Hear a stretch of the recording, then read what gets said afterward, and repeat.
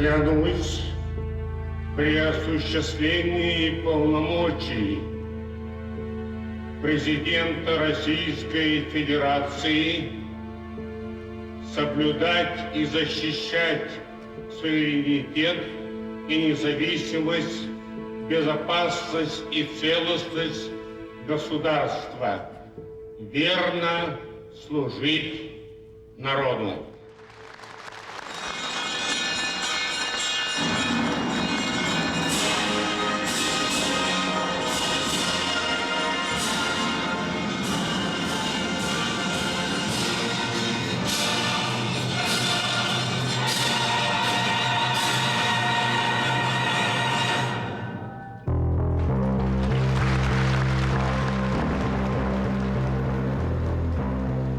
После того, как папа победил на выборах в 1996 году, и перед вторым туром у него случился инфаркт, уже не первый.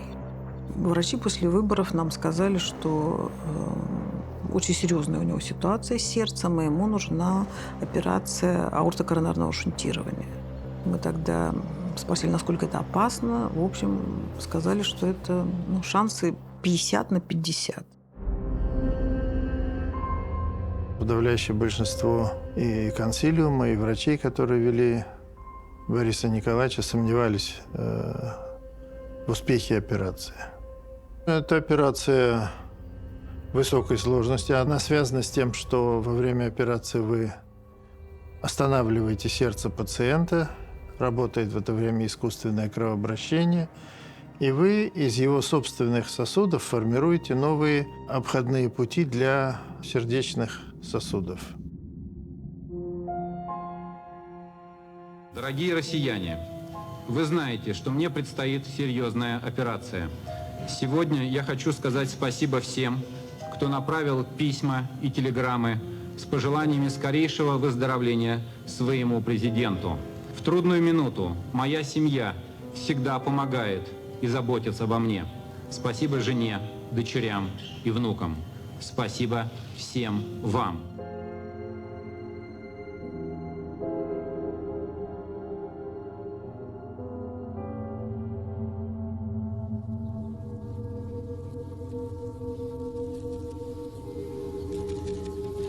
Борис Николаевич, как вы себя чувствуете? Ну, в общем, конечно, если сравнить с первыми днями после операции, то хорошо.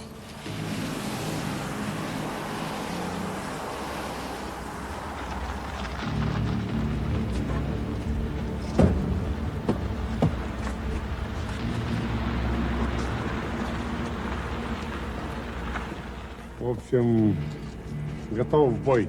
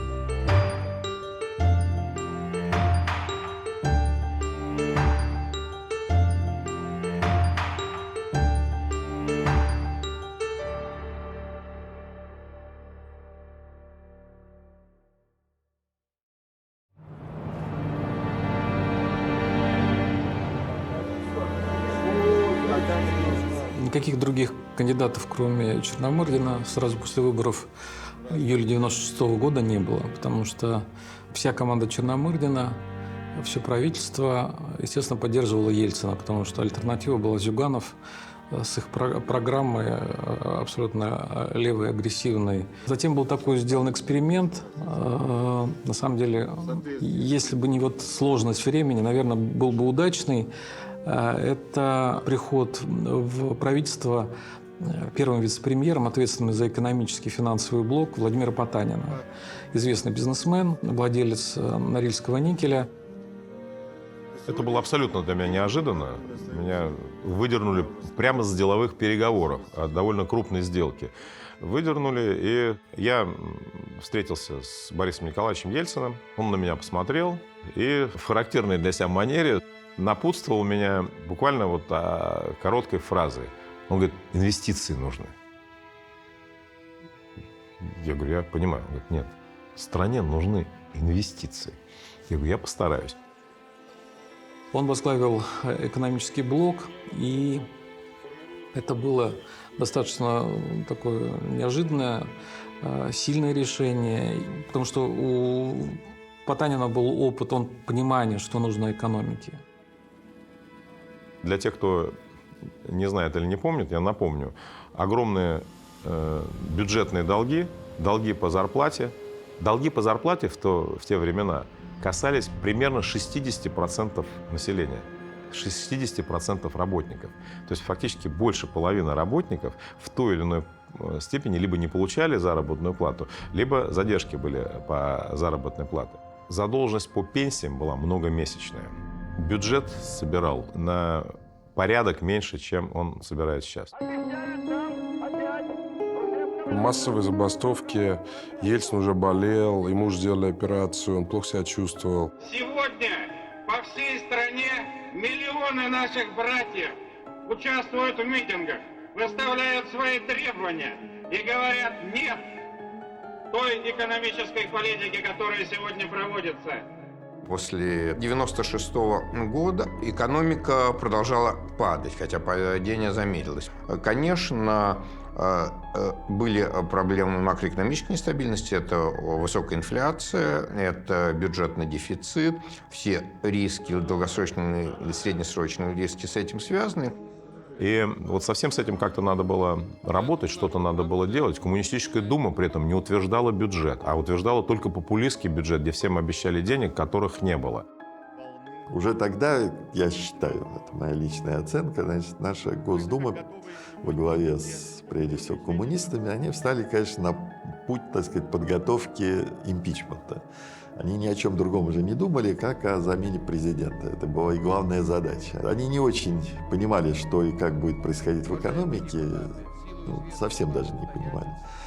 Но это не было их приоритетом. Вот блокировать все, что можно, все, что исходит от правительства, от президента, и пусть оно там, чем хуже, тем лучше, вот по принципу. Да. К этому вопросу предприятиям надо дать шанс выйти из этой ситуации. То есть помочь... Срок моего пребывания в правительстве был коротким, что, в общем, было предсказуемо. Но, тем не менее, кое-что удалось сделать. Удалось существенным образом сократить неплатежи, в частности, в сельском хозяйстве. Налоговые долги предприятий тоже были в значительной степени реструктурированы. Часть из них после этого поднялись, так сказать, с колен и стали нормально работать. Угольная отрасль в значительной степени тоже продолжилась ее реструктуризация, начатая еще, так сказать, до меня усилиями других реформаторов. Вот эти реформы, которые сейчас идут, они вот здесь, вот эти реформы. Если здесь чиновники не знают, что такое задолженность по заработной плате, то мы 9 месяцев не получаем. Это говорит о чем-то. В советское время была такая статистика. Каждый миллион тонн добытого угля – это один погибший на работе шахтер. То есть было огромное число шахт с совершенно ужасной технологией, с ужасными условиями работы для всех шахтеров. Поэтому стояла проблема прекратить существование шахт вот таких неэффективных и полностью загрузить эффективные шахты. А что значит там в городе Воркуте остановить несколько шахт? Это безработные шахтеры – это, как известно, самая активная политическая сила, на которой многие политики делали бизнес. В стране дико росло забастовочное движение, и нужно было как-то повышать доверие к власти.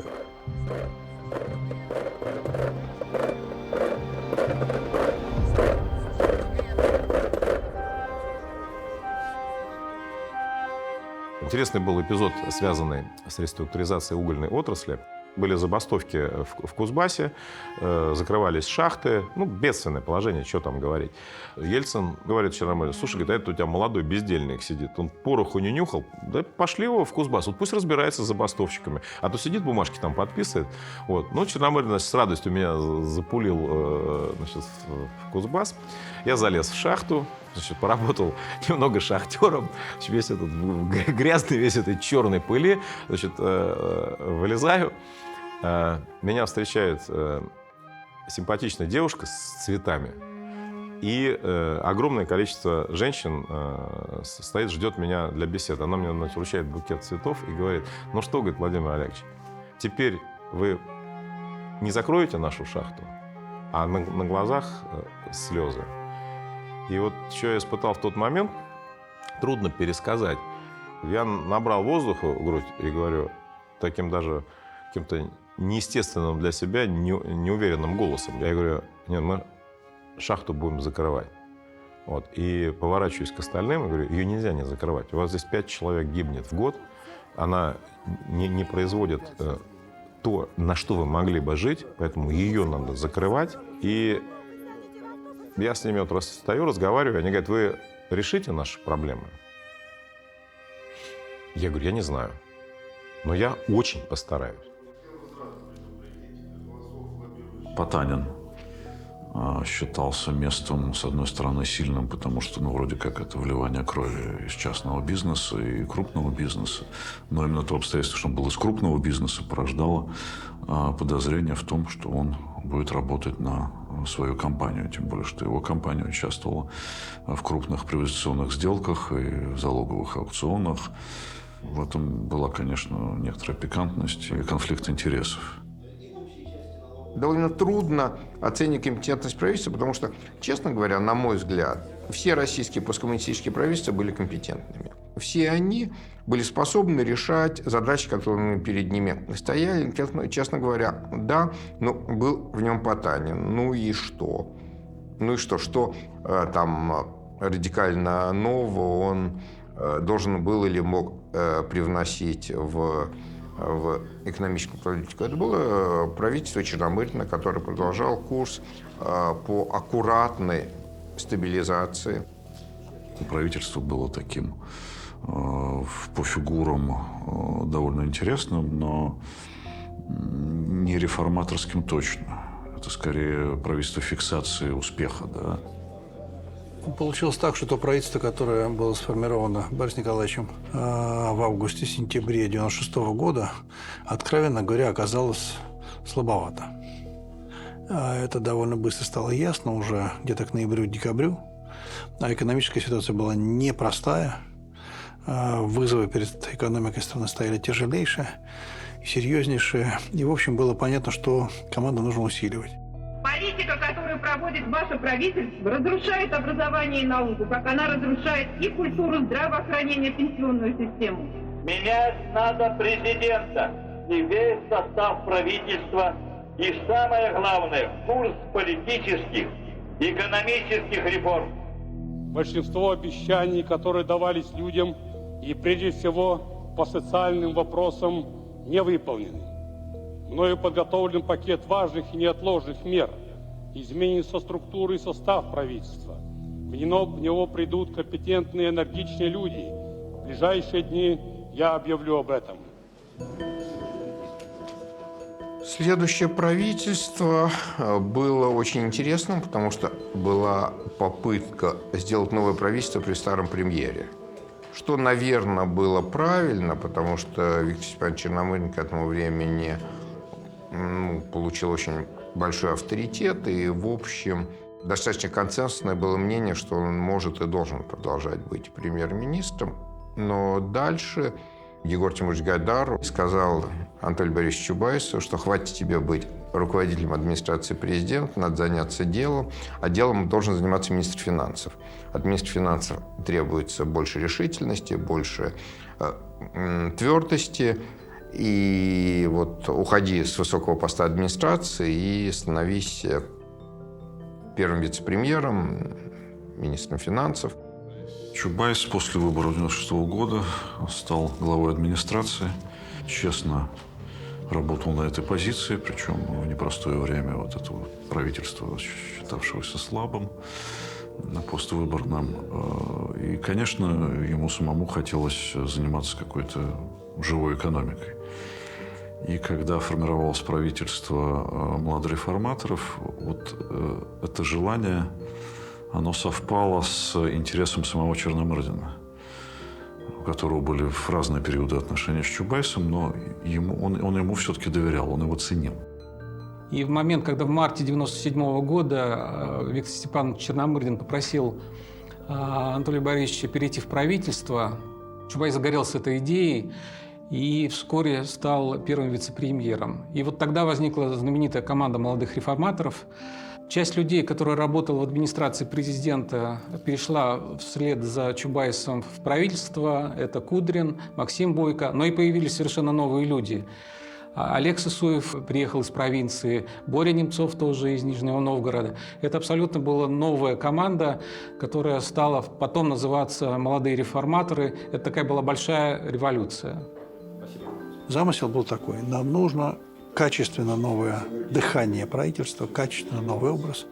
Нам нужны новые люди, нам нужна новая экономическая политика. Тогда появилась идея под названием «Команда молодых реформаторов». Борис Немцов тогда согласился войти в правительство, что было тоже непросто. Борю не без труда уговорили уйти из Нижнего Новгорода, где он пользовался массовой поддержкой, такой народный губернатор.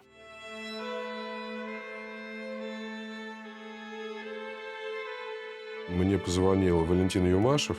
Он тогда главой администрации работал, это начало 1997 года.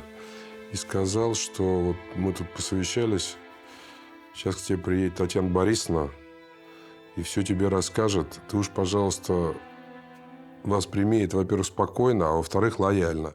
Вот, они поехали на машине, а Борис Абрамович, услышав, что они решили меня пригласить в правительство, Борис Абрамович сел в самолет и прилетел раньше. Значит, бежал ко мне в кабинет и говорит: так, Боря, значит, так, я все вопросы решил, все схвачено, ты будешь первым вице-премьером. И я Березовскому говорю: ну, сейчас, подождите, Борис Абрамович, секундочку, скоро Таня сюда зайдет. Это была, конечно, не моя сцена. Когда я сказал: ну, сейчас скоро Таня сюда зайдет, он сказал: а где у тебя здесь черный ход? Я говорю: в смысле? Я говорю: ты что, Керенский, может, тебе там еще платьице одеть, чтобы ты там через черный ход как там пролез? Вот. Короче говоря, Боря куда-то исчез, как сквозь землю провалился. Такая, очень такая, я бы сказал, картинная история.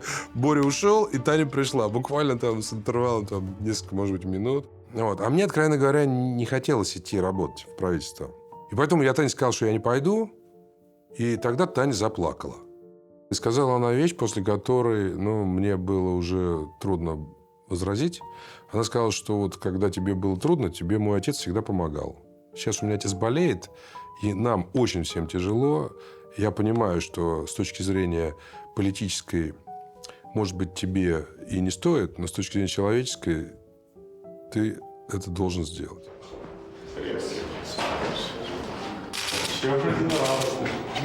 Еще немножко все. Ну что, Борис Ефимович, очень интересный вариант. Очень опасно. Два молодых, понимаешь, вы и Чубайс в правительстве создаете такую же свежую молодую команду, с листа с белого создаете команду. Никто еще не назначен. И все будут с нами согласовываться. И все с вами будут согласовываться. Обязательно. Каждая фигура. Без вас не пойдет. Ни на что. Мы с Борисом стали первыми вице-премьерами. Я по экономике, а он по отраслям промышленности. А Сысуев стал вице-премьером по социалке. Человек с таким каким-то удивительно искренним и не только образом мысли, а вызывающий доверие и отвечающий за слова. Долги по заработной плате в бюджетной сфере в среднем составляли 3 месяца. Долги по пенсиям были более 5 месяцев, и обстановка была в крайней степени накалена. Но вместе с тем состав правительства меня очень сильно воодушевлял. Люди в деревнях, мягко сказать, бедствует. Это что-то страшное. Не можем себе позволить даже учиться, потому что нам не платят стипендии, нашим родителям не платят заработную плату, и у нас нет средств для существования. Приехали сюда с 4 часов утра, и у каждого только кусочек хлеба и стакан чая. Ни у кого больше нет денег. Ни на что. Мы втроем вместе с премьером Черномырдиным стали, собственно, основой этой новой команды, которая, по сути дела, развернула новый тип экономической политики. Сформирована новая обновленная команда, которой предстоит решить ряд крупных и серьезных проблем. Должен сказать не без гордости, что мало кто помнит, что, собственно, экономический рост в стране после 1988 года начался впервые в 1997 году. 1997 год – это первый год экономического роста в России. Уважаемые дамы и господа, мы провожаем 1997 год. Я должен вам сказать, что самое трудное обязательство, которое брал президент и правительство, выполнено. 2 часа тому назад последние деньги, долги по заработной плате перечислены в оставшиеся регионы всей России. Инфляция в 1992 году составляла 2500%, а в 1997 году она составила 11%. Представляете себе какое достижение? В 1997 году инфляция была 11,5%.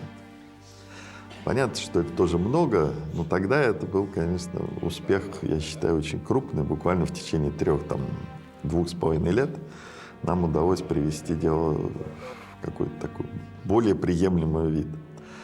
Для этого привязали курс рубля к доллару.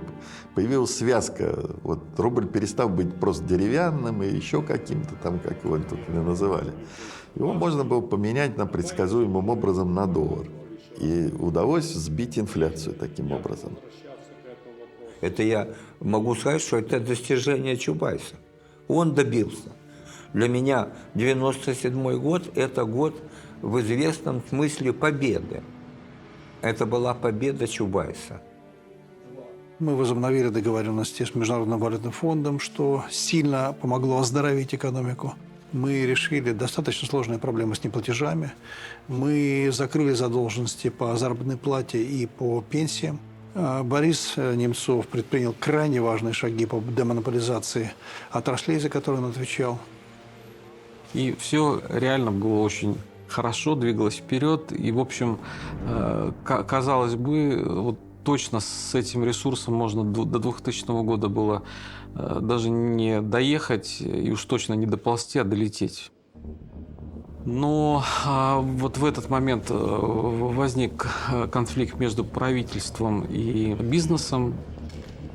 Мы вместе с Борисом пришли в абсолютную уверенность в том, что мы должны не просто новую экономическую политику проводить, а мы должны обеспечить абсолютную ответственность собственных действий, прозрачность, подотчетность, ну и способность объяснить по-честному каждый свой шаг. Это касалось всего, в том числе приватизации. А приватизации намечались крупномасштабные продажи. Продажа Связинвеста.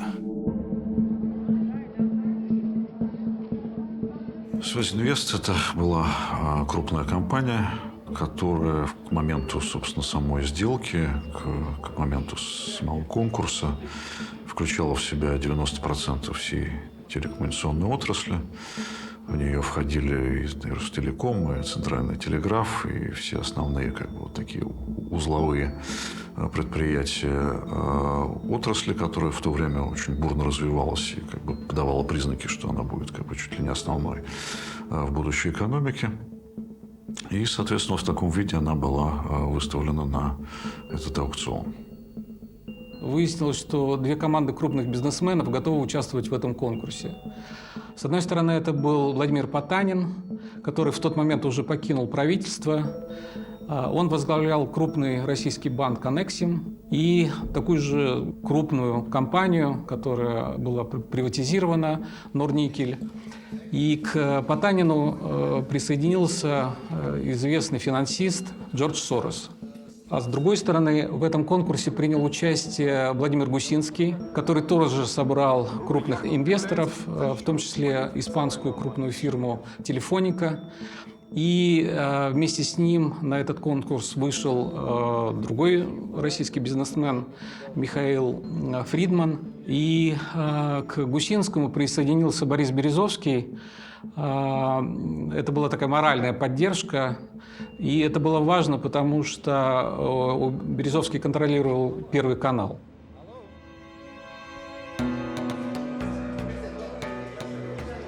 Миф о том, что Березовский имел интерес внутри консорциума, в котором участвовал я и Фридман, неправда.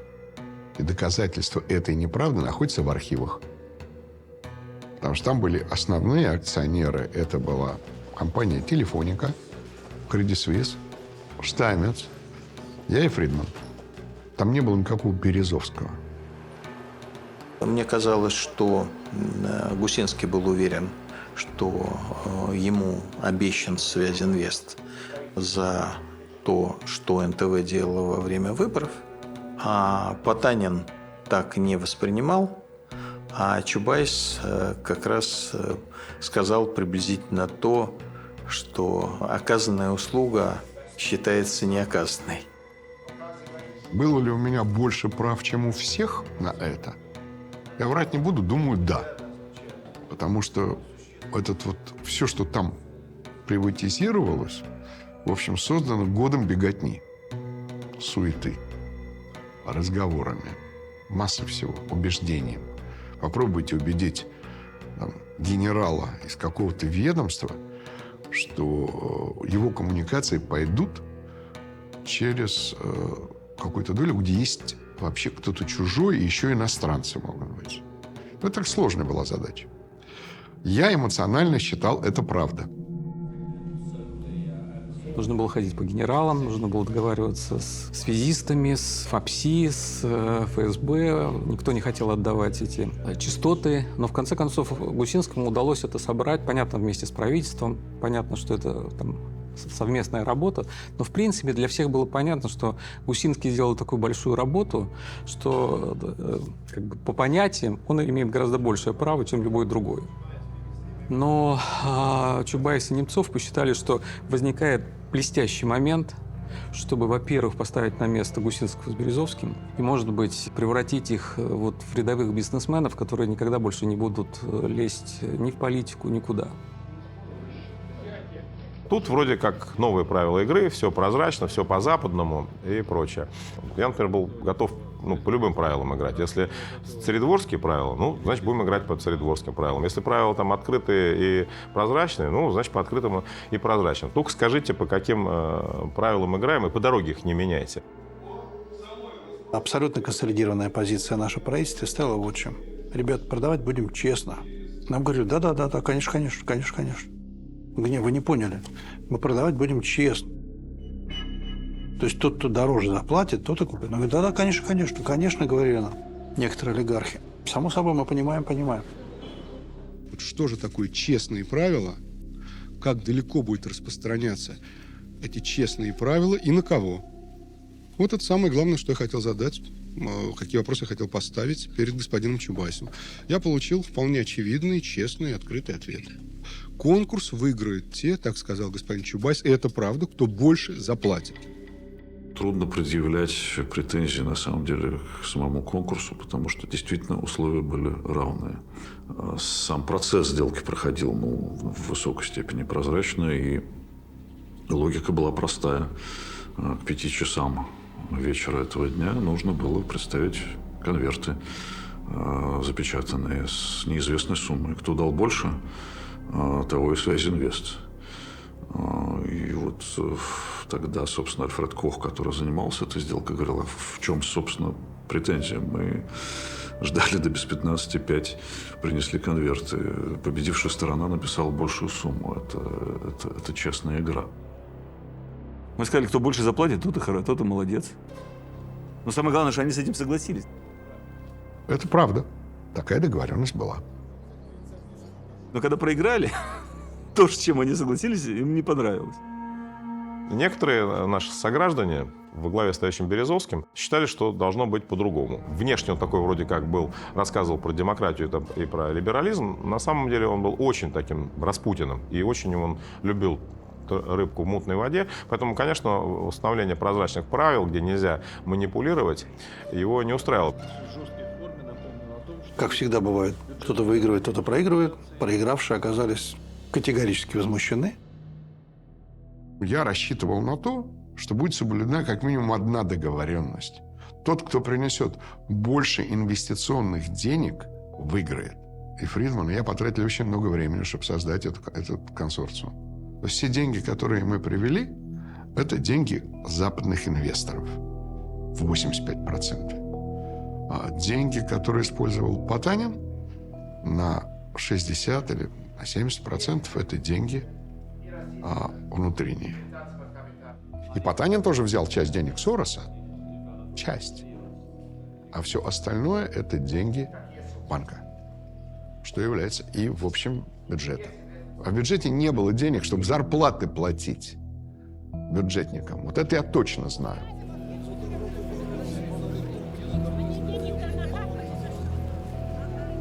Я сейчас не давлю на эмоциональные чувства.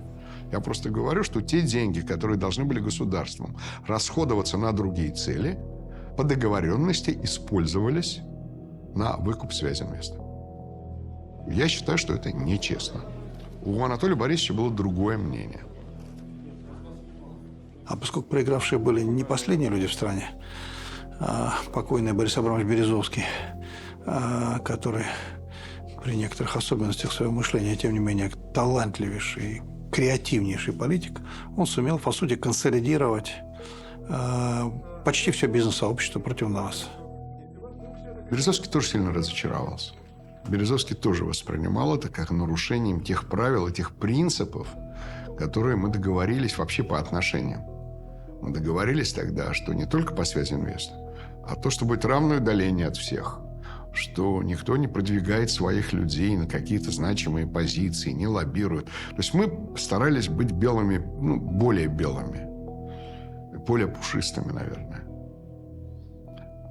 Это было первое нарушение подобной договоренности.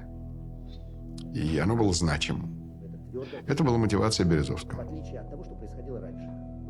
Олигархи относились к правительству и к стране как к своей вотчине, что меня безумно раздражало. И борьба с олигархами занимала очень много времени. И когда Борис своими действиями, высказываниями в том числе, начал приносить вред этим группам, они этого простить не могли. И начали всячески уничтожать его средствами, которые они считали в этой ситуации хороши. Стриптизерши обнажались перед Немцовым и Потаниным на специально построенном подиуме над бассейном. Это крошечная доля тех признаний, которые сделали стриптизерши. Сегодняшняя публикация в «Новой газете» телефонного разговора Бориса Немцова с известным бизнесменом Сергеем Лисовским уже дала основания ближайшему окружению первого вице-премьера расценить это как начало массированной атаки на одного из лидеров российской политической элиты. Задержав указ на 3 дня, если действительно так произошло, он дал лишних 3 дня всем жуликам на то, чтобы свои деньги и добро переписывать на племянников и на Каймановы острова. Олигархи использовали прежде всего свои информационные ресурсы. Гусинский, Березовский, Лужков, у которого был ТВЦ. И они использовали денежные ресурсы. Борис Николаевич, так получается, что в последнее время с чьей-то недоброй руки словом сочетание «молодые реформаторы» начинает приносить какой-то отрицательный оттенок. Бьют по команде в начале одного молодого реформатора, готов спорить, что будут сейчас бить по команде другого реформатора. Не могли бы вы сказать свое мнение о этих двух первых вице-премьерах и о попытках расшатать лодку правительства? Такие попытки есть. Ну, когда они, значит, сталкиваются со мной, то с такой же силой, с какой удар, с такой силой и обратно они от меня отлетают. В тот момент команда молодых реформаторов набрала такой ресурс. Президентский рейтинг Бориса Немцова был почти 30%. У нас никогда не было такого президентского рейтинга ни у одного человека. Ни у Зюганова, ни у Явлинского, ни одного из кандидатов. И вот им показалось, что в этот момент они могут переломить ситуацию, нарушив некие негласные правила игры и таким образом сильно усилив свое правительство. Связинвест действительно оказался переломным моментом, причем в тот момент мало кто это осознавал. Пожалуй, из тех, кто участвовал в разговорах вокруг этого, я это слышал только от Юмашева, который говорил, что, слушайте, вот похоже, что это приведет к непредсказуемым, деструктивным последствиям, потому что начинается война, и вот я, например, он говорил, не хочу ни на чьей стороне в этой войне участвовать. И, говорит, Ельцина неправильно в это вмешивать. Почему я считал, что идти вот так в лоб, вот в этот конфликт с бизнесом, это было неправильно и политически, и в то же время это было неправильно с точки зрения как бы всей той логики залоговых конкурсов, которые были до этого. Было некое правило, когда те, кто организовывал, помогал правительству в приватизации крупного какого-то предприятия, они получали главное преимущество при приватизации. Так были приватизированы большое количество предприятий по залоговому аукциону. И когда наступило время вот этого аукциона, я говорил: Толь, значит, была одна логика. Ты вдруг в какой-то момент, не объясняя причин, не объясняя, почему ты, значит, ломаешь все это, ты, значит, решаешь устроить честный, открытый конкурс. Все за это. Но просто у тебя было все по-другому до этого. Валя – это человек, который всегда пытался найти какой-то компромисс между всеми. Он пытался найти компромисс. Но ему это не удалось. Я сражался против вот этого честного конкурса всеми своими убеждениями, словами, и у нас было очень много встреч по этому поводу, но убедить Чубайса и Немцова, что будет нанесен непоправимый ущерб тому общему делу, которое мы делаем, я не смог. Пусть не понимают, я сделаю, все потом мне скажут спасибо. Вот что такое Чубайс 96-го, 97-го, 99-го года. И, собственно говоря, история, возвращаясь к Связинвесту, она же про то же. Я все делаю правильно. И даже Юмашев, глава администрации, не мог поколебать его правильно. Он же с ним говорил, Валентин, на эту тему, и считал, что делать неправильно, я делаю правильно. Вот так будет. Почему? Потому что я знаю, что это правильно. Ну вот. И именно поэтому они создают такие конструкции, которые потом трещат. Ну вот, оно так и случилось. Когда у нас началась война с Березовским, когда началась война с Гусинским, с олигархами, Ельцин мне сказал: я устал вас защищать. Сказал одну фразу всего. Я говорю: Борис Николаевич, знаете, вот, вам не надо меня защищать, я уже взрослый человек. Вот, и если вы думаете, что там надо идти на какие-то жертвы, то этого не надо делать. Я думаю, что он Немцова рассматривал такой, как сын-заместитель, да, серьезная история. Очень нежно к нему относился. И я думаю, что и здесь он к нему нежно относится. Нашкодивший сын для него. Это, как мне кажется, было. Он при мне его пытался женить на шведской принцессе. Я был тогда в Стокгольме. Он говорил: Виктория, иди сюда. Да, Борис, ну ты же, да? Виктория, я посадись рядом. Боже мой. Ну, неважно. Это была абсолютно отцовская история. Абсолютно, вот поверьте мне. Это так я своему сыну могу сказать. Вот. И он к нему продолжал до конца очень нежно относиться, но политически он понимал, что это нехорошо. Точку в моей истории с преемником поставило мое твердое решение снять Березовского с работы. Вот. Я тогда приехал с Чубайсом, кстати, к Ельцину на дачу. с указом о снятии Березовского с работы. Вот, я сказал, что я считаю, что совмещение бюрократической деятельности и бизнеса, а он тогда занимался Аэрофлотом, Логовазом, ОРТ и так далее, что это коррупция в чистом виде. И, в принципе, у Ельцина есть выбор. Либо он меня снимает, либо Березовского. Ну, я ему так сказал. Я говорю, Борис Николаевич, вы либо меня убираете, либо Березовский. Я с ним работать не буду. Он говорит, вы только не ставьте мне ультиматумов, у меня такого вопроса в голове нет. Где указ, где решение по Березовскому? Я говорю, вот решение. А там так все красиво было, там такая бумага, на ней такая гербовая, такая оттиск, указ, номер на этой бумаге есть, бумага, знаете, такая гербовая и так далее. Он берет эту бумагу, ручку, так зачеркивает слово «указ». У меня прям волосы дымом стоят. Я говорю, что вы делаете, можно узнать?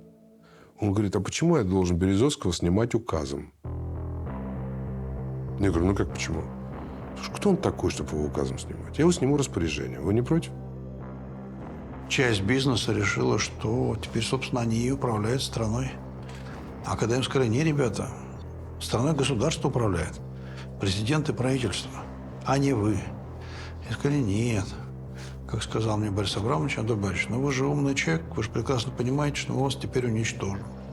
И мы оказались в новой для нас ситуации. Ситуации, когда мы были врагами номер один для коммунистов, но мы ими всегда и были, это понятно.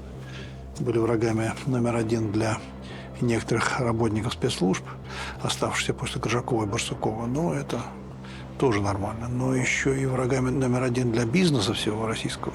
Это уже немножко перебор в количестве врагов. Их взаимоотношения с другими группами олигархов, скажем так, были более хорошими, скажем, мягко, да, с тем же Потаниным. Они вышли из одного, понимаете, вышли из этой революции. Одни пошли в политику, другие пошли в бизнес. Они сохранили личные отношения. Но если вы объявляете честный аукцион, вы личные отношения-то засуньте в задний карман джинсов, если можно. И даже если нет корысти. Даже если нет корысти, предположим. Если ты такой сильный, честный и справедливый, будь везде честным. Еще раз повторю, нельзя быть на 50% беременным. Можно быть или нет. Ну и началось, собственно, все то, что умели делать наши олигархи, у которых в руках были все каналы телевидения. Вы смотрите программу «Время». Никто не любит Чубайса. Однако в течение довольно долгого времени считалось, что этот несимпатичный человек очень эффективная машина. В этом смысле было понятно, что дальше, собственно, мы поставляемся. Дальше было понятно, что именно нас будут смешивать с дерьмом, что уголовные дела будут против нас, что будут по телевизору трясти независимые честные журналисты всем, чем им прикажут трясти. 12 мая Кох, Бойко и Казаков подписывают договоры на создание произведения о приватизации в России с издательством «Сегодня пресс», которое контролируется группой «Аннексим». 6 июня точно такой же договор подписывает Чубайс. Книгу готовили как некий сборник, который должен был итожить результаты работы над приватизацией успешной. В логике Чубайса основные авторы реформы вот этой приватизационной должны были высказаться. Она считалась ненаписанной. Хотя, когда начался скандал в связи с заплаченными гонорарами авторам, она уже существовала в первоначальной версии. А в 1997 году, я думаю, можно было быстро издать, она бы прозвучала.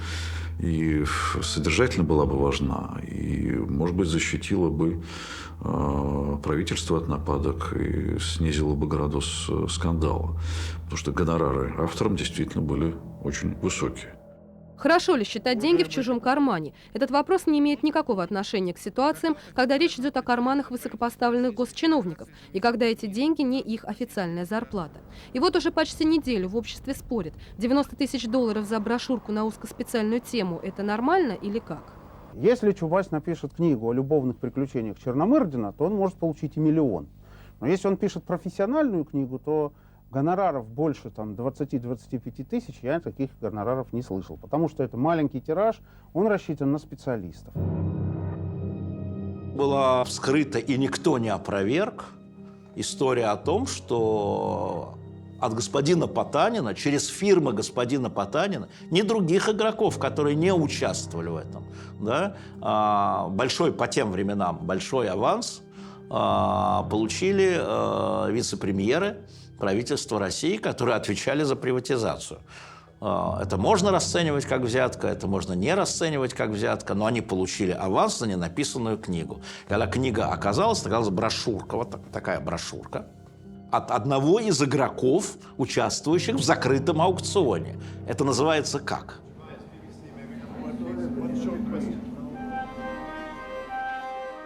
Это были какие-то деньги, которые люди получили. Они считают, что это была взяткой. Такого размера взятки такому уровню людей обычно не дают. Я бы так сформулировал. Даже в то время. Я слишком уважаю Чубайса, хотя у нас с ним очень плохие отношения, чтобы думать, что это главное. Вот. Я только думаю. Для простых телезрителей, для простых обывателей после вот этой массированной атаки Первого канала с Сергеем Доренко, НТВ, большого количества масс-медиа Лужкова, вот этот чистый конкурс превратился в большую, странную, непонятную историю, точно не честную и не какую-то правильную, а серую и путанную.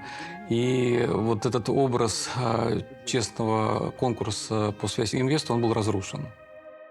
События этой осени доказали, что Чубайс – неэффективная машина, и его репутация была мифом. События этой недели добавили к облику Чубайса новую черту. Оказалось, это еще и корыстолюбивая машина.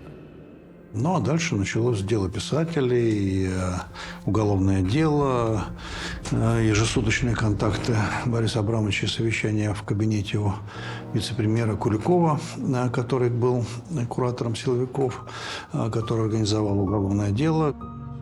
То, что произошло с книгой, за 100 тысяч долларов не написано. Это чистейшей воды коррупция и взятка.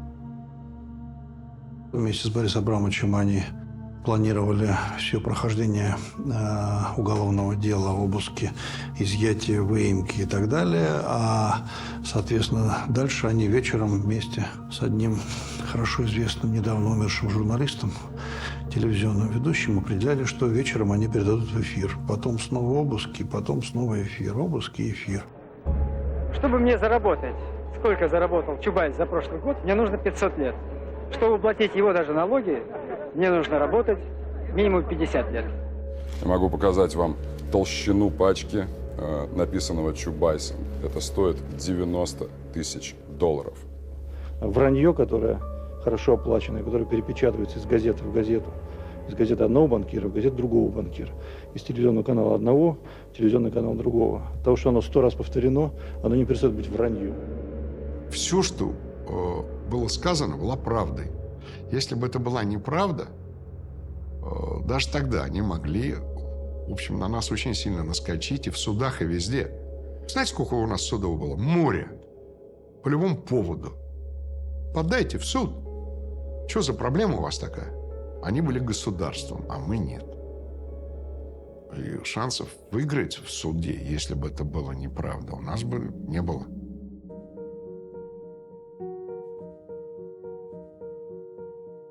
Лица выеденного не стоит история. Чубайс, как известно, в 1996 году, в январе, был отправлен в отставку. И, собственно, стал частным лицом. И в этом виде он, собственно, и руководил избирательной кампанией Ельцина. Понятно, как начальник штаба Чубайс, так сказать, получал зарплату. По государственным масштабам огромную, по бизнесовым масштабам нормальную. И это деньги, которые платило ему не государство и не Ельцин. Это те предприниматели, которые, так сказать, объединились вокруг него, они ему заплатили эти деньги. Насколько я понимаю, Чубайс эти деньги задекларировал, налоги с них заплатил и так далее, и так далее. Он собрал нас, своих соратников, членов команды, и сказал, что вот он считает, что это деньги не только его, но и всех нас. И он считает, что он должен с нами этими деньгами поделиться в какой-то степени. В той пропорции, в которой он считает правильно. Мы спросили его, в какой форме ты хочешь это сделать. Он говорит, я хочу, чтобы мы создали фонд защиты частной собственности, который возглавит Егор Гайдар. Вам я заплачу гонорар за написание книги о приватизации, а вы этот гонорар пожертвуете в фонд защиты частной собственности оставив себе какую-то часть, которую каждый из вас считает нужным себе оставить. В некотором смысле это была благодарность некая самого Чубайса, насколько я понимаю логику, тем людям, которые не спали ночами, и в буквальном смысле этого слова тут не стоит иронизировать даже, и делали эту самую приватизацию. Они перевернули страну на самом деле. Это фантастическая по масштабу реформа. И, вероятно, это в каком-то смысле было формой благодарности этим людям. Чего же они сразу-то не сказали? Если бы это было бы так, ну, так выйдите и скажите публично. Что тут? Это все очень все просто. Еще раз. Это было или не было? Это правда или неправда? В конечном итоге аукцион не был отменен, но люди были отправлены в отставку. Те, которые не из-за аукциона, а из-за коррупционного скандала. Вот я знаю, это я по себе знаю, по своим разговорам, что Борис Николаевич вот к этим вещам относился плохо. Вот, знаете как, презрительно, да, брезговал. Масштаб телевизионной атаки был настолько сильным, что это же невозможно было как-то проигнорировать. Естественно, это получилось ударом по Борису Николаевичу. Получилось, что я нанес удар по Борису Николаевичу, что уж совсем обидно и неприятно. И действительно, я вынужден был с ним объясняться, как свою позицию. Ну, в результате, как известно, меня уволили с должности министра финансов, оставив первым вице-премьером. А Боря Немцова это не в этой связи, но тоже похожее решение. Ну и уволили значительную часть моей команды.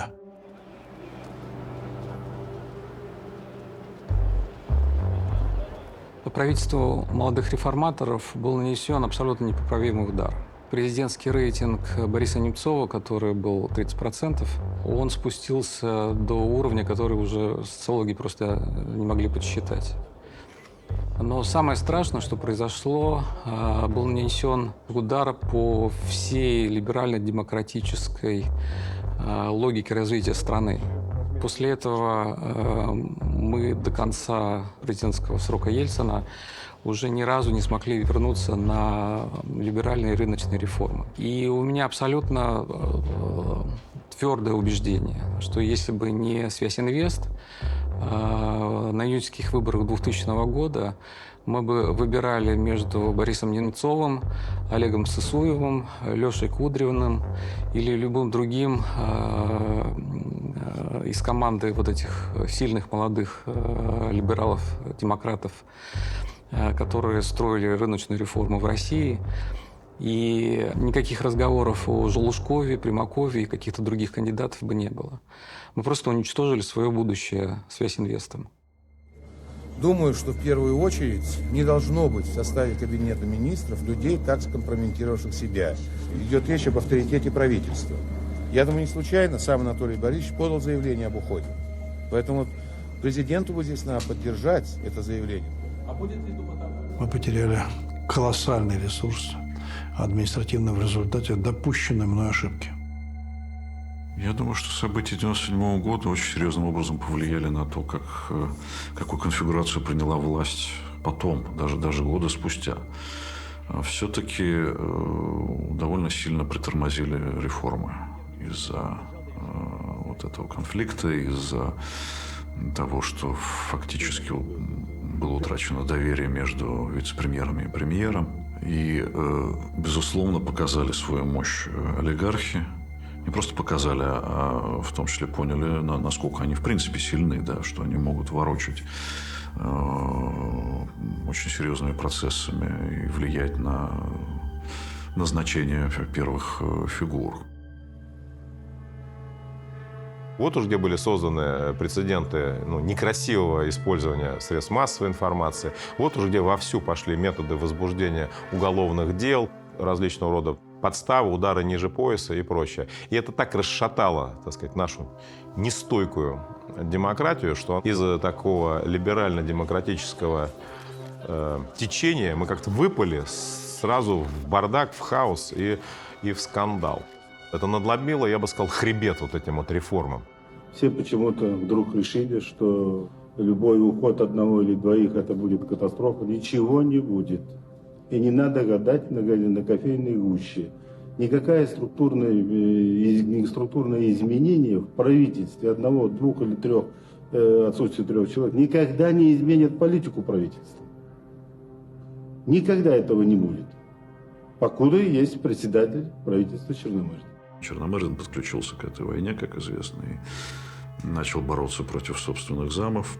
Он подпал под влияние Березовского и ослаблял сознательно, как мог, будучи премьером, позиции собственных замов, там, в управленческом смысле, в том числе.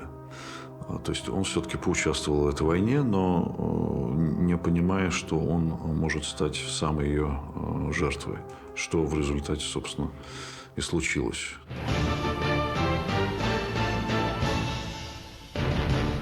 Дорогие сограждане, сегодня я подписал указ об отставке правительства. В отставку уходит и Виктор Степанович Черномырдин. Конечно, ему очень был по духу близок Виктор Степанович Черномырдин, но он понимал, что это тоже человек его поколения. Поэтому это были непростые раздумья. Не знаю даже с чего начать. 6 лет, как один день, по сути дела, пролетело.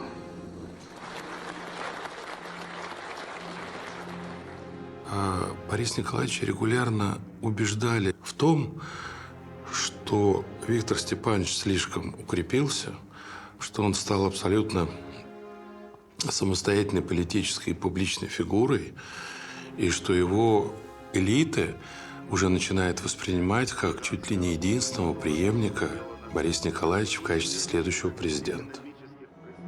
Ельцин понял, что Черномырдин решил идти на президентские выборы, не договорившись с ним по этому вопросу. И он очень сильно по этому поводу, Ельцин, возмущался. На мой взгляд, тоже на него стали поглядывать как на конкурента. Я знаю, что существуют слухи про то, что Борис Николаевич ревновал Черномырдина, что он слишком активный, что он рвется там в президенты. Это полная ерунда. И Виктор Степанович был исключительно лояльным человеком. И если даже ему кто-то там в виде беса по имени Борис Абрамович что-то шептал, так сказать, на ухо, Виктор Степанович бы никогда не пошел вот в такую конфронтацию за собственные какие-то политические амбиции. Я в это не верю. Я в это не верю. Он был по-партийному правильным человеком. Главная причина отставки Черномырдина была в том, что в глазах может быть, Ельцина, прежде всего Ельцина, эта конструкция себя не оправдала. Младореформаторы плюс дядька. Да, это попытка сломать ситуацию, я бы так назвал это. Попытка сломать ситуацию, понимая, что объективно ситуация плохая, и ее исправить какими-то традиционными системными инструментами невозможно. И Ельцин принял решение абсолютно кардинально поменять всю картину и пригласить на пост премьер-министра Сергея Кириенко. А дальше началась катавасия. Когда сняли Черномырдина, появился молодой Сергей Кириенко. Мы просто рот открыли, потому что никто не знал, кто это. Вот. Дума раз против него голосует, два против него голосует. А в третий раз Дума понимает, что если мы в третий раз против него проголосуем, нас распустят, новые выборы. Никто этого не хотел, поэтому, ну ладно, пусть будет премьер-министр. Это человек, которого привез в Москву Борис Немцов. Он рыночник, он готов на продолжение необходимых реформ, которые не успели сделать молодые реформаторы в команде Черномырдина. Что опять-таки было важно для Ельцина, что он не связан с крупным российским, московским бизнесом, потому что он из провинции только приехал, из Нижнего Новгорода. Настроение нормальное? Боевое. Хорошо. Кириенко – это был такой образ для Бориса Николаевича, как премьер. В тяжелое время, Борис Николаевич это подозревал, за время которого он найдет преемника. Ну, он ему симпатизировал, это правда. А Кириенко был, как сказал Борис Николаевич, борзый. Кириенко со мной приехал из Нижнего Новгорода и работал заместителем министра топлива и энергетики. Вот. Потом с декабря 1997-го он стал министром топлива и энергетики. Вот. Ну, он такой парень системный, корпоративный, вот, лояльный. Ельцин, когда Черномырдина снял, он исходил из следующего, что человек должен быть абсолютно мне лояльным, что человек не должен быть самостоятельным. Это, кстати, важно. Для Ельцина тогда, после Черномырдина, это было важно. Человек не должен был быть связан с олигархами. Вот, человек должен быть достаточно все-таки опытным, поскольку правительство есть правительство. И когда посмотрели на шорт-лист, то выяснилось, что этим качеством удовлетворяет Кириенко. Почему я попал в этот список? Это хороший вопрос, видимо, не ко мне. В общем, в этом, наверное, весь Борис Николаевич. Потому что логически это объяснить невозможно. Почувствовать, как это могло произойти, можно попробовать. Я вообще считаю, вот из своего опыта встреч с Борисом Николаевичем, его нельзя посчитать было. Его можно было только почувствовать. Вот если логику отключить и попробовать почувствовать, вот просто реально почувствовать, то ты можешь предсказать и понять принимаемое решение. Если ты пробуешь его посчитать, он тебя переиграет, и ты никогда ничего не посчитаешь. Только что завершилась моя встреча с Сергеем Владиленовичем Кириенко. Теперь уже с председателем правительства Российской Федерации. Наверное, мера ответственности резко увеличилась. Я это понимаю. И, как сказал сейчас в заключительном слове, благодарю депутатов за доверие, понимая, что для многих из них сегодняшнее решение действительно потребовало и мужества, и государственной ответственности. За обездоленных стариков и сирот детей! Ельцина и его правительство под суд! Народ, слушай меня! Надо бастовать и выходить на улицы! Даже слепому понятно, что так называемые реформы сегодня завели наше общество в тупик, из которого не видно никакого просвета. Но всякому человеческому терпению есть предел. Мы требуем отставку президента.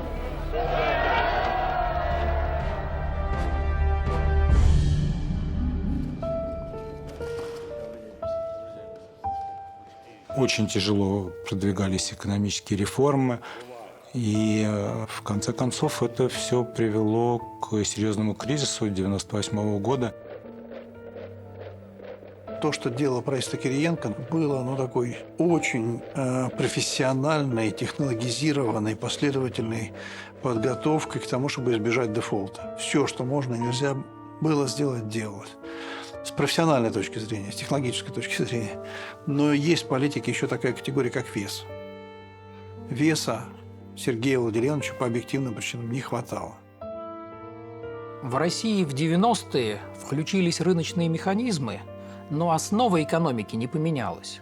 То есть производительность труда, себестоимость, то есть все то, что дает конкурентность в экономике, во многих российских предприятиях еще не было реализовано.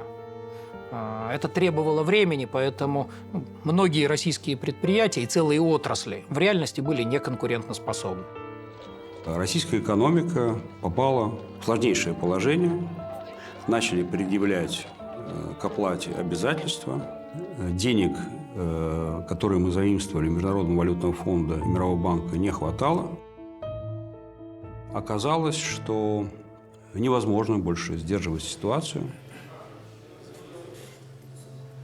Тот разрыв между доходами и расходами, он стал копиться при правительстве Черномырдина еще. Собственно, способом решения были государственные заимствования, которые росли. Поскольку инвесторы все меньше и меньше в это верили, стоимость этих заимствований дорожала, были высочайшие процентные ставки по ГКО, государственным казначейским облигациям. И в конечном счете в какой-то момент инвесторы перестали верить, что им вернутся деньги, которые они дают в долг государству. Вот те самые ГКО, это что такое? Это государство взяло в долг и в ответ, я совсем примитивно скажу, дало расписку. Это такая государственная расписка. Я тебе должен миллион, я тебе должен миллион, я тебе должен миллион. На расписке написано, в какой срок ты придешь, и я тебе этот миллион верну. Если вы вновь занимаете для того, чтобы отдать старые долги, то возникает то, что в России называют пирамида, а на Западе обычно называют схема Понци. Был момент, когда, наверное, не углядели, что называется, что эта пирамида становится опасной и что она может в какой-то момент обрушиться. На бытовом языке это очень просто. Это семья, которая тратит денег больше, чем зарабатывает. Это все тянулось несколько лет. То есть накапливалось. А спусковым крючком послужил мировой финансовый кризис и падение цены на нефть и газ. Что у нас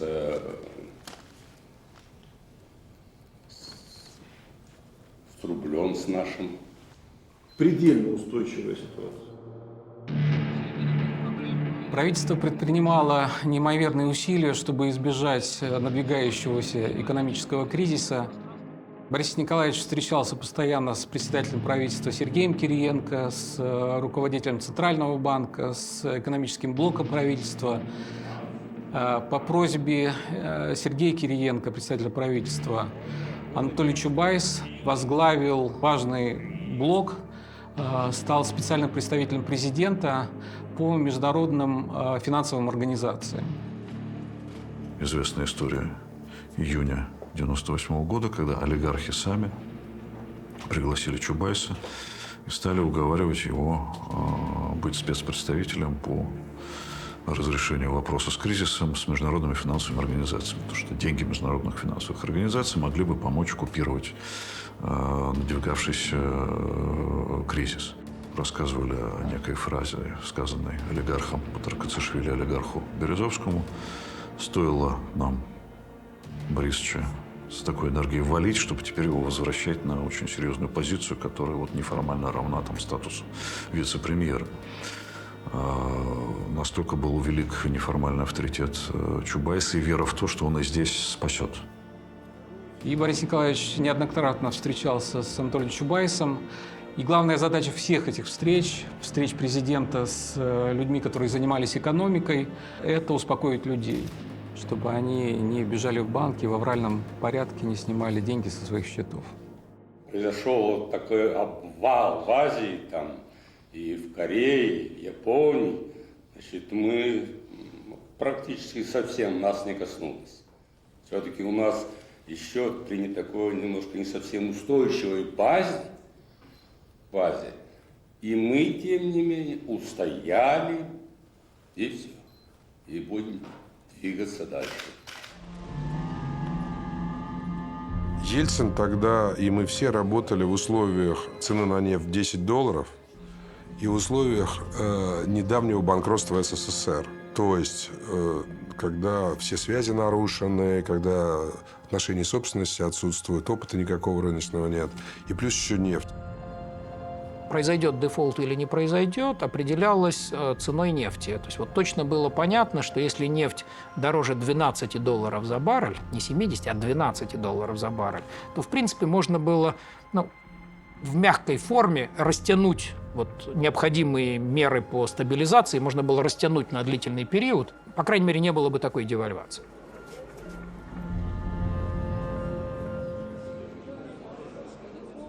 Но в самый ключевой момент, когда, собственно говоря, нужно было уже положить на стол для всего мирового сообщества экономическую программу антикризисную, которая должна быть по всем законам одобрена Госдумой, коммунисты в Госдуме ее заблокировали. И Кириенко ничего не смог против этого сделать. Тогда же Ельцину прямо задавали вопрос, будет ли девальвация рубля. Он говорил, что и не будет. Борис Николаевич, по поводу девальвации. Сейчас все говорят, будет девальвация или нет. Одна фраза от вас зависит. Не будет. Не будет девальвации. Все, твердо и четко. Твердо и четко. Вот известный эпизод, когда Борис Николаевич выходит 15 августа к журналистам, к людям и говорит, что дефолта не будет, он возник не сам по себе.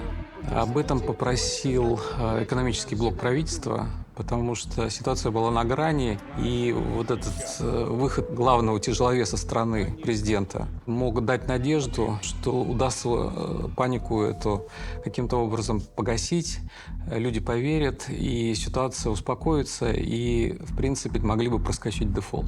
И не просто это я придумаю, или фантазия, или я не хотел бы. Нет, это все просчитано. Это каждые сутки проводится, это работа и контроль. Каждые сутки. Но даже после его выступления люди продолжали выстраиваться в очереди в банке, снимать деньги. И к пятнице вечером стало понятно, что страна вступает в страшный экономический кризис.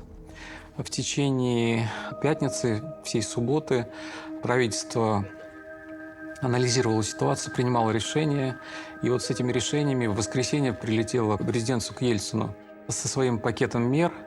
На этом совещании у Ельцина, я там был в том числе, принимается решение, что сторона должна объявить о том, что она объявляет дефолт по своим внутренним и международным обязательствам.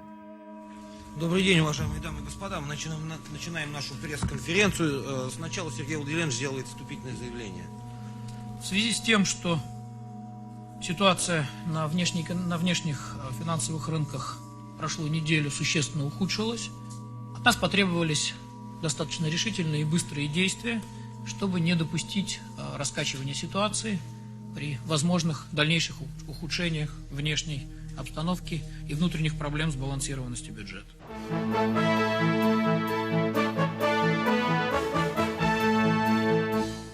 Обвал на рынке ценных бумаг, который случился в прошлый четверг и, казалось, не особенно взволновал не только простых людей, но и правительство с президентом, уже в этот понедельник перерос в общенациональный финансовый кризис, который ударил по каждому из нас.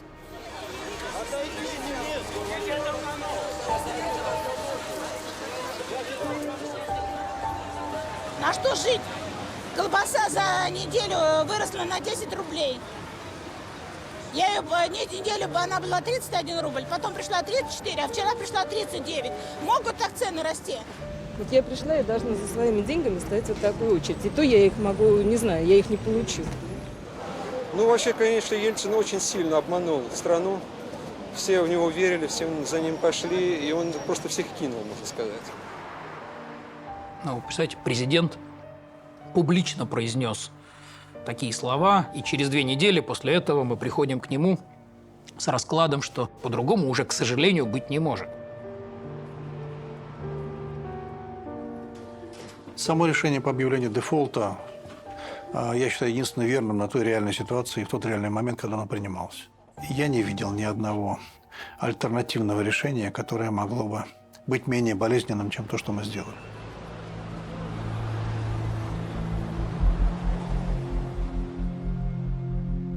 Они сделали невероятную с точки зрения экономики вещь. Они одновременно провели дефолт и девальвацию. Я думаю, что такого примера в мире больше не существует. Потому что либо девальвация, и это решение проблемы долгов, либо дефолт. И это тоже может быть решением проблем. Но вместе это можно сделать только для того, чтобы 1000 человек разбогатели в десятки раз, а десятки миллионов стали нищими окончательно. Так они и сделали.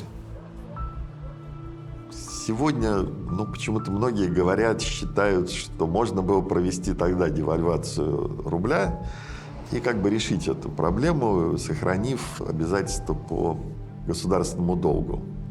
Но беда в том, что если бы тогда мы это все очень подробно обсуждали, взвешивали и так далее, тогда бы было проведена девальвация, то практически выпуск ГКО снова новых уже был бы невозможен. Покрывать их не из чего было. То есть дефолт бы последовал автоматически вслед за девальвацией. Это Нам это тогда было совершенно очевидно. Прошла девальвация не рубля, а девальвация власти и президента. За 3 дня до кризиса президент уверял всю страну, что все контролирует и идет нормально. Давайте честно признаемся, что сегодня у России нет исполнительной нормальной власти. Когда дефолт случился, я позвонил премьеру, Кириенко был, встретились и говорю, надо срочно принимать меры. А они собрались, ночью приняли решение не платить ни своим, ни чужим и обвалили всю эту пирамиду разом. Потом, когда мы расследовали, оказалось 800 с лишним человек, были предупреждены, что будет эта операция. Они сдавались за $1 по 6 рублей, а через 3 недели получили по 25 рублей. Обогатились сумасшедшим образом, но обвалили финансы. На рынке ГКО играли и российские чиновники, получая инсайдерскую информацию. Мы создали компьютерную программу, которая нам позволила, значит, вот эти 780 чиновников, так сказать, выявить. Мы даже дело уголовное возбудили, но после моего ухода это дело, как и многие дела, были, значит, прекращены. На мой взгляд, это чистая политическая спекуляция. Я не знаю этих списков, я не знаю этих чиновников, которые, наверное, кто-то, кто продал ГКО раньше, но это было достаточно понятно. Те, наверное, лучше вышли из кризиса, чем те, кто продавал позже. Я знаю, что, например, тогда, работая в Институте экономики переходного периода, его директор Егор Тимурович Гайдар, который понимал, к чему идет, категорически запретил, например, продавать ГКО. Часть сбережений, накопления института было в ГКО, и он категорически запретил просто из тех соображений, что это будет потом расценено как инсайд. И институт очень сильно потерял в 1998 году. Потом как-то недруги говорили, какие же вы хорошие экономисты, если вы приняли неправильное решение. Но мы приняли неправильное решение чисто политическое. Потому что директор сказал, что вот мы не будем участвовать в спекуляциях на бумагах. Ну, это очередная ложь коммунистов и Скуратова о том, что какие-то чиновники нажились. Я объясню, почему это неправда, просто на фактах, потому что в воскресенье принимается реальное решение о дефолте. И в понедельник утром Кириенко объявляет о мерах, в том числе о том, что ГКО нельзя ни продать, ни купить. И таким образом у чиновников и не чиновников не было вообще времени, чтобы воспользоваться какой-то информацией, потому что рынки в этот момент не работали. А вторая история заключается в том, совсем просто смешная, потому что наш генеральный прокурор в течение полугода до своего отстранения с поста оставался с тысячами следователей, с тысячами прокуроров, и он мог против этих 800 чиновников возбуждать уголовные дела, но он ничего этого не сделал, ровно потому, что никаких богатств эти чиновники не заработали, а практически большинство людей просто потеряли свои деньги.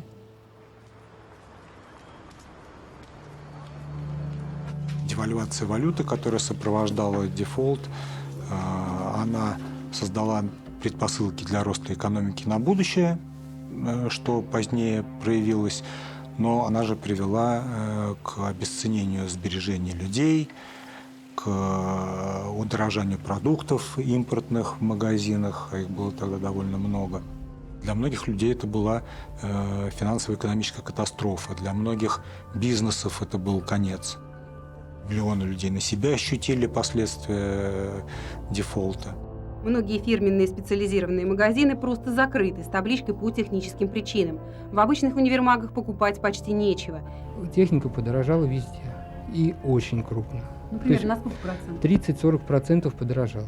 Выросли цены не только на импортные товары. Американский доллар ударил и по отечественной колбасе. Вчера по 17, эти же колбаски сегодня уже пошли по 22 рубля. Чай подорожал, да, потом некоторые импортные товары подорожали, потом все будет впереди, вы не волнуйтесь, подорожание будет потом. Борис Николаевич ему сказал, что подготовлено решение об отставке правительства, что ты сам об этом думаешь? Правильно, Борис Николаевич, правильно, мы как правительство подписались под крайне непопулярными решениями, и мы несем за них ответственность. Что тут еще обсуждать? Мог ли молодой совсем премьер-министр Кириенко сформировать правительство и справиться с ситуацией при таких, так сказать, условиях экономических, макроэкономических? Нет, конечно. Когда объявлялся дефолт, абсолютного понимания того, что нужно заплатить за эту должность у премьера, не было. И опять же, постфактум многие говорили о том, а зря, собственно, сняли Кириенко. Вот он принял решение, значит, на это правительство нужно было повесить обязанность вытаскивать экономику дальше. Но политически можно понять высшую власть. Кто-то должен был стать козлом отпущения, и кого-то нужно было положить на политический алтарь.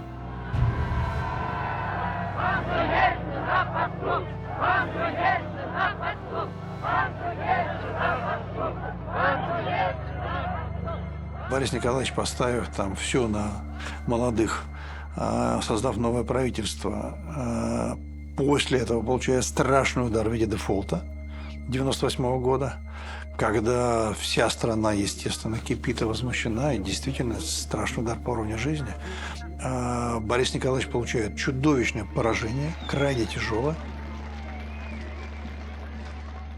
Он ведь долго верил интеллигенции. Разуверился в интеллигенции Борис Николаевич только в августе 1998 года, когда, так сказать, произошел дефолт и в каком-то смысле крушение его старой стратегии. У него возникло недоверие к кругу тех, с кем он работал, и он вынужден был отступить, а он ненавидел отступать. Ситуация была тяжелая, она реально была кризисная. И для того, чтобы идти дальше, нужен был какой-то серьезный политический тяжеловес на уровне руководства правительства, который смог бы функционировать в условиях такого политического провала. Уважаемые россияне, вчера я принял непростое решение. Предложил Виктору Степановичу Черномырдину возглавить правительство России.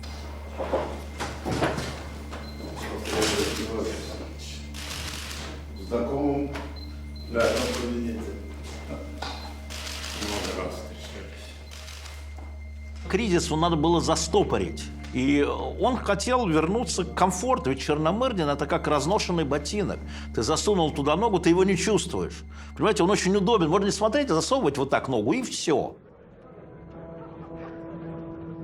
Это попытка успокоить ситуацию и привнести какую-то хотя бы стабильность, которая ассоциировалась с ним, как с человеком, так сказать, понятным, как с человеком крепким хозяйственником, человеком, который умеет говорить со всеми, значит, и с молодыми реформаторами, и с коммунистами, и «Наш дом Россия», и символизировал такой центризм. Черномырдин на первой стадии принял ряд решений после Гайдара, которые помогли вздохнуть экономике. Он для производства кое-что сделал.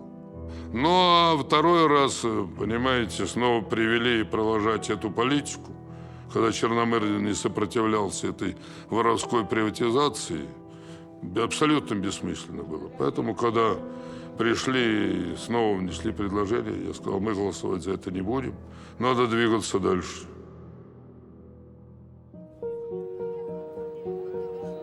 Ельцин, конечно, очень сильно переживал, что ему не удалось пробить Черномырдина.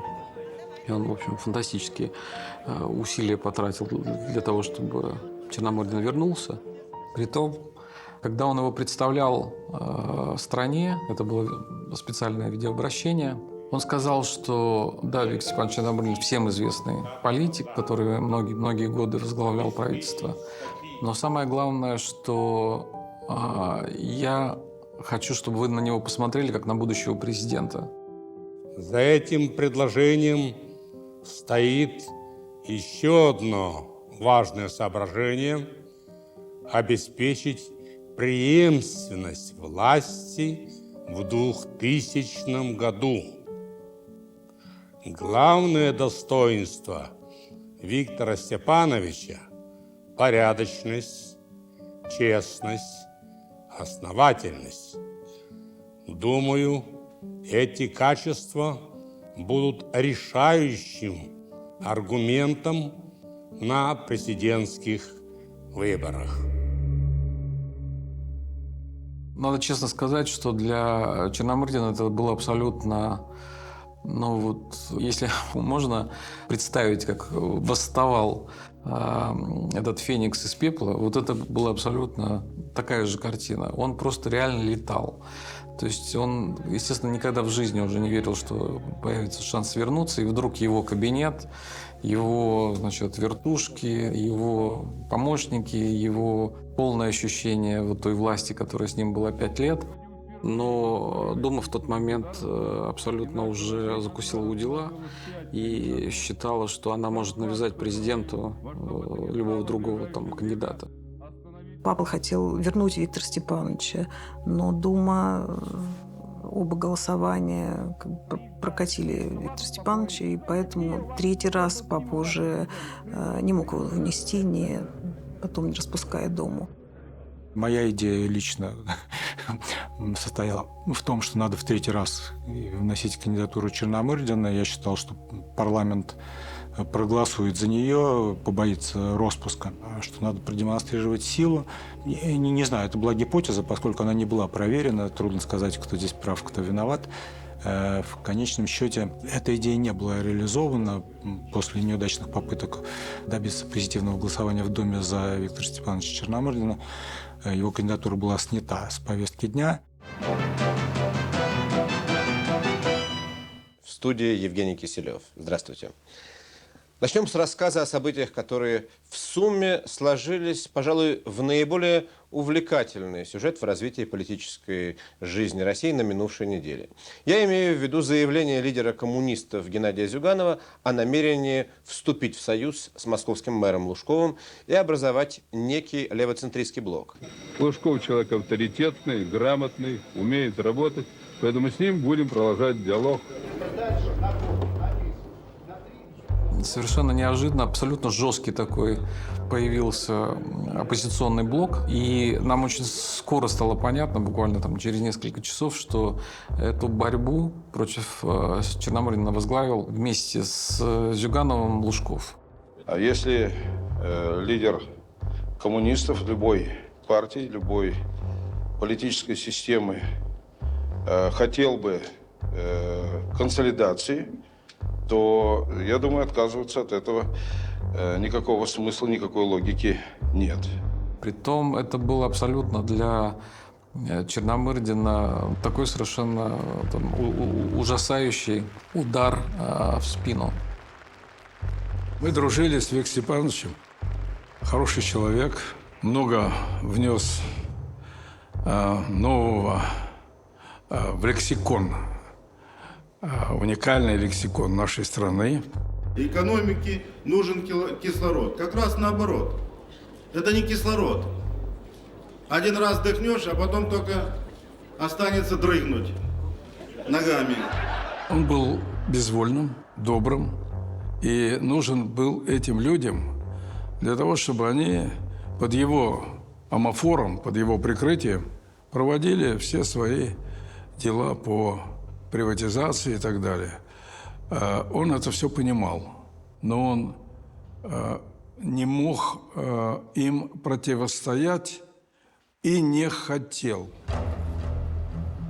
Поэтому я, видя все это, не стал поддерживать Виктора Степановича, хотя это был хороший, добрый человек, но не герой, но не орел, как он сам любил говорить о других. Я думаю, что к тому времени Лужков созрел как политик уже не регионального, а федерального масштаба. Он чувствовал свою силу, он чувствовал свою популярность, он чувствовал, что он может стать фигурой более сильной, чем Зюганов, например, да. Он чувствовал, что может объединить вокруг себя самые разные силы. В основном, конечно, левого толка, такого левопатриотического, левоконсервативного. Но тем не менее. А вот эта фигура для Бориса Николаевича была абсолютно неприемлема. И он достаточно жестко заблокировал Юрия Михайловича. Хотя, в общем, у нас внутри администрации президента были такие агрессивные, жестокие споры по поводу того, что советовать Борису Николаевичу. Поддерживать ли Лужкова или не поддерживать. Я же считал, что Примаков – это на самом деле точно лучший вариант, чем Лужков. Надо было премьера, человека, которого страна бы слушала и которого бы уважала. Я долго уговаривал Примакова. Он говорит, куда вы меня суете? Баррель нефти стоил $12, золотовалютных резервов было меньше 8 миллиардов, сейчас 600, там меньше 8. Нечем стипендии было платить в сентябре месяце. После разных консультаций возникла кандидатура Примакова. Человек с большим политическим ресурсом, с большим опытом, к которому симпатии относились и левая фракция в Думе, коммунисты, и Яблоко в лице Явлинского. Вот, в общем, он оказался такой фигурой, которая устраивала в тот момент всех. Лучше, чем академик Примаков, никто не подходил на эту роль. Страна подошла к крайне опасной черте в связи с политической исчерпанностью режима, который сложился в России в последние 4-5 лет. Только фигура Евгения Максимовича Примакова могла стать такой компромиссной фигурой, которая удовлетворяла бы президента и все основные политические фракции в Государственной Думе. Он был идеальной кандидатурой. Его обожали коммунисты, потому что он всегда был КГБ. Человек прошел огромную школу, хорошо знал мир, который понимал, что происходит, который был авторитетен в науке, в дипломатии. Такой человек крайне был нужен в условиях серьезного системного дефолта.